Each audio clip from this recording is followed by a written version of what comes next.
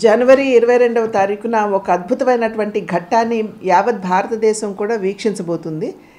ఇది ఒక రకంగా చెప్పాలంటే భారతీయుల శతాబ్దాల కళ మరియు దశాబ్దాల పోరాటం ఇది.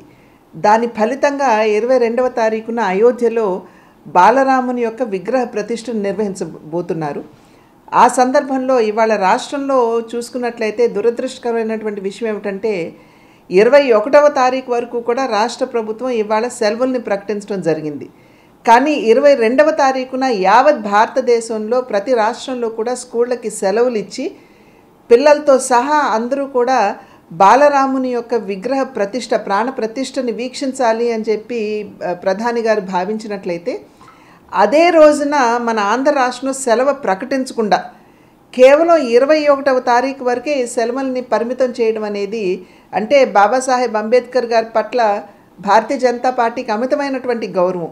ఒక రకంగా వారికి భారతరత్న ఇచ్చిన వారి జీవితంతో ముడిపడినటువంటి 5 ప్రాంతాలని కలిపి పంచతీర్థలుగా ప్రకటించిన ఆ ఘనత భారతీయ జనతా పార్టీకి దక్కుతుంది. ఎందుకంటే బాబాసాహెబ్ అంబేద్కర్ పట్ల మాకున్నటువంటి గౌరవం అది. కానీ దాంతోపాటు ఇంకొక రోజు పొడిగించి 22వ తారీఖును కూడా ముఖ్యమంత్రి జగన్మోహన్ రెడ్డి గారు సెలవు ప్రకటించవలసి ఉన్నా కూడా దాన్ని ప్రకటించకుండా వారు తన మనసులో ఉన్నటువంటి ఒక విషపూరితమైనటువంటి ఆలోచనకి ఇది తార్కాణం అని చెప్పి మనమందరం కూడా గమనించాలి. ప్రజలందరూ కూడా ఒక్కసారి ఆలోచించండి.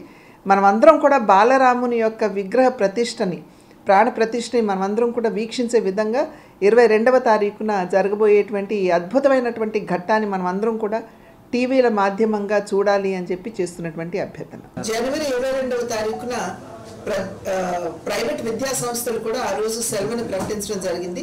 వారందరినీ కూడా నేను హృదయపూర్వకంగా అభినందిస్తున్నాను. అదేవిధంగా రాష్ట్ర ప్రభుత్వం కూడా 22వ తారీఖున సెలవుగా ప్రకటించాలని భారతీయ జనతా పార్టీ డిమాండ్ చేస్తుంది.